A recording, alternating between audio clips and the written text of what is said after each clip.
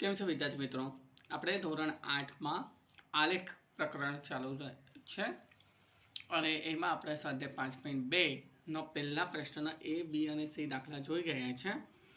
આજે આપણે સ્વાધ્યાય 15.2ના બીજો દાખલો જોઈશું. બીજો દાખલો છે બિંદુ 2 અને 2, 3 અને 3, 2 માંથી પસાર થતી રેખા દોરો. આ રેખા x અક્ષ અને y અક્ષને જ્યાં છેદે તે બિંદુને નિર્દેશિત કરો. પાઠ્યપુસ્તકમાં તમને આ પ્રશ્ન આપેલો છે. હવે આમ તો તમને ખબર જ હશે કે x અને y જો ચોપડી હોય તમારે તો દોરેલો હોય અને ના હોય તો તમારે x અને y દોરવાનો હોય છે. બરાબર છે. હવે આપણે પોઈન્ટ લખતા જઈએ. એક એક છોડીને જ લખીશું. એક છોડી દીધો 2, આ એક છોડી દીધો 3, અહીંયા ઉપર પણ એક છોડી દીધું 2, આ એક છોડી દીધું 3. હવે 2 અને 3 તો જો આ 2 અને આ 3 એટલે અહીંયા પોઈન્ટ આવશે. આ રીતે ફક્ત અહીંયા આપણે ટપકું જ કરવાનું છે. પછી છે 3 અને 2 તો અહીંયા આવશે. બરાબર. પછી આપણે આમ સીધી રેખા અહીંયા આપણે દોરવાની રહેશે.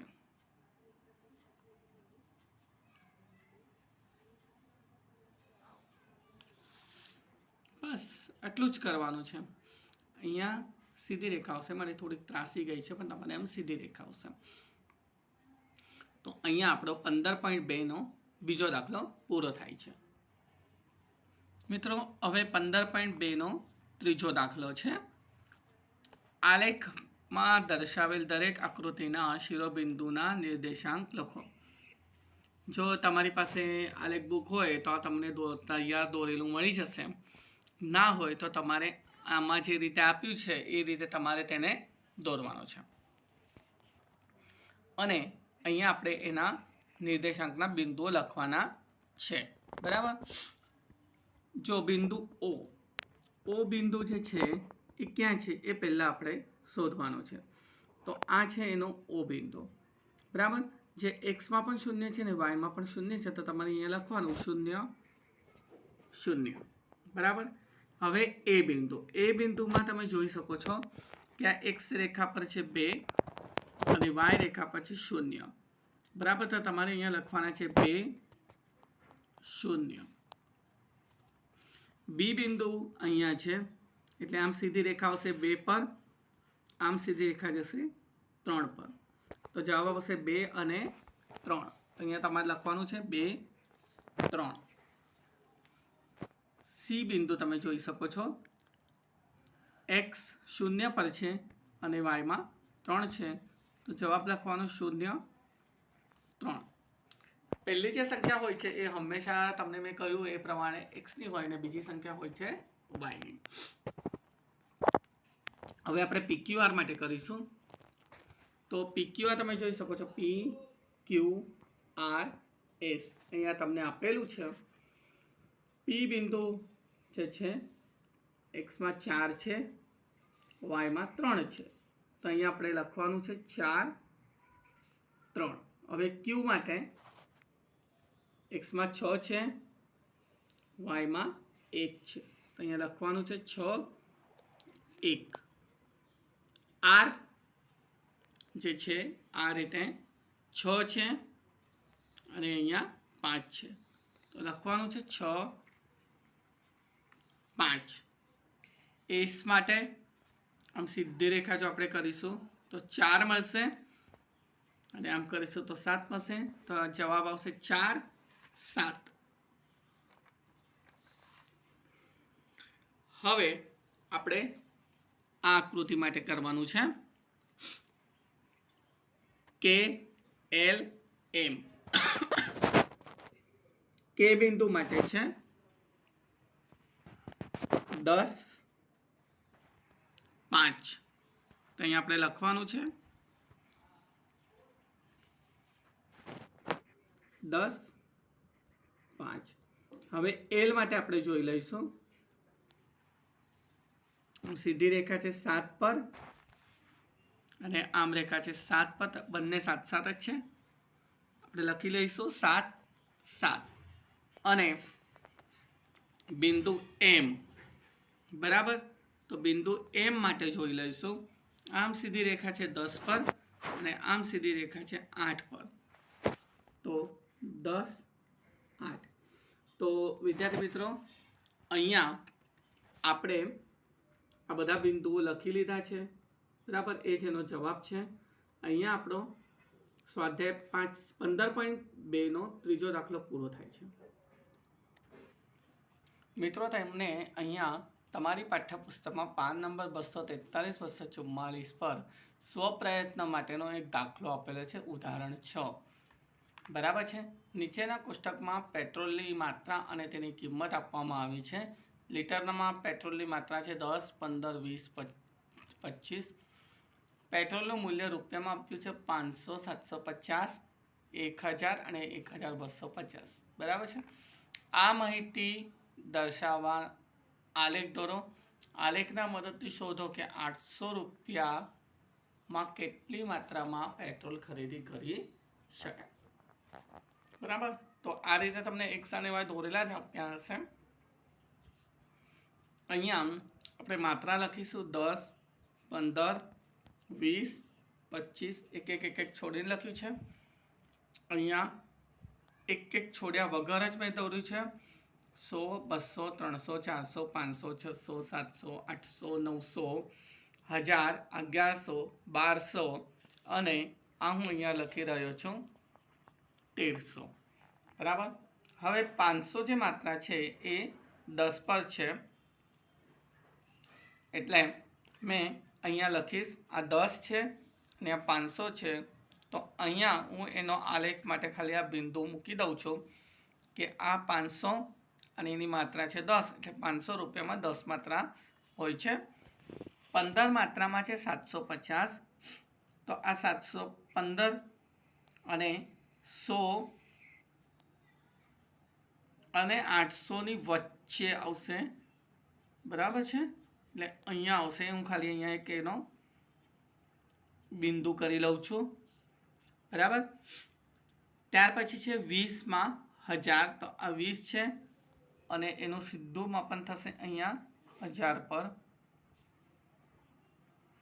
25 જે છે એ 1250 છે, એટલે આમ સીધી રેખા જશે આ 1200 અને એની વચ્ચે, એટલે 1250. હવે આ બધા જ બિંદુઓને મેં સીધી રેખા વડે આ રીતે સ્કેલમાં દોરી લઉં છું.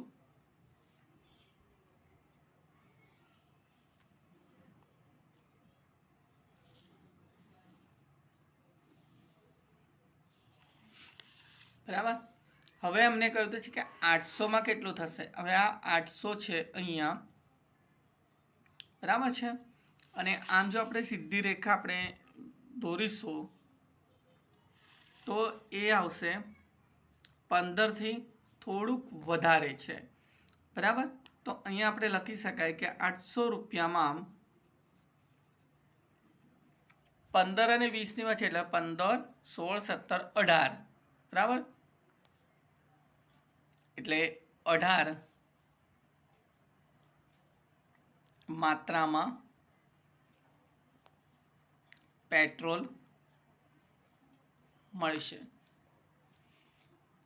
મારા ખ્યાલથી આ તમને દાખલો ખબર પડી ગઈ હશે, બરાબર. અહીંયા 800 છે, તો આ રીતે આપણે સીધી રેખા જ્યાં થાય છે ત્યાંથી આપણે આવી એક સીધી રેખા અહીંયા દોરી લેવાની હોય છે, બરાબર, જેથી તમને ખબર પડે કે કેટલું એની માત્રામાં પેટ્રોલ મળે.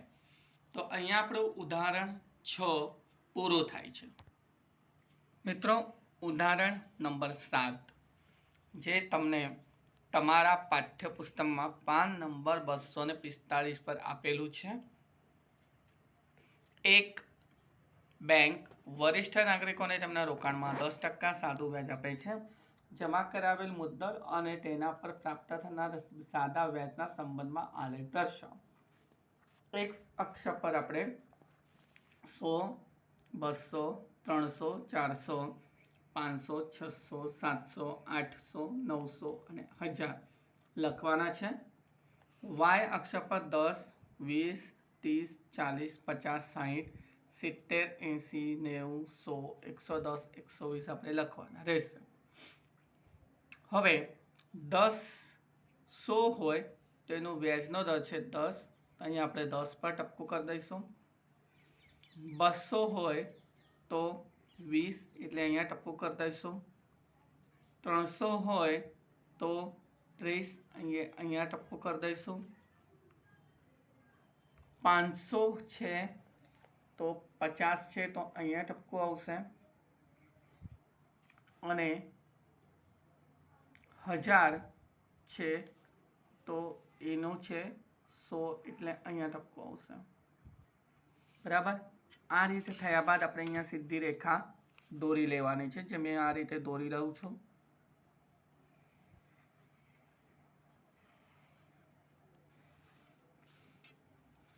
બરાબર. હવે આપણે પ્રશ્નના જવાબ જોઈશું. ₹250ના રોકાણ પર પ્રાપ્ત થનાર વાર્ષિક વ્યાજ શોધો. તો જો આ 200 અને 300ની વચ્ચે એટલે કે અહીંયા આવશે. બરાબર. એટલે અહીંથી આપણે એક સાદી સિમ્પલ એક લાઈન દોરીશું જે અહીંયા આવે છે લગભગ આ રીતે. તો આપણે અહીંયા જવાબ લખી શકીએ છીએ કે ₹250ના રોકાણ પર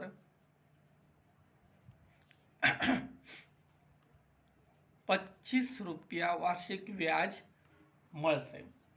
હવે ₹70 વાર્ષિક સાદું વ્યાજ મેળવવા કેટલા મુદ્દલનું રોકાણ કરવું પડે, આવો પ્રશ્ન છે. તો આ 70 છે, અહીંથી આપણે સીધી રેખા દોરી દઈશું.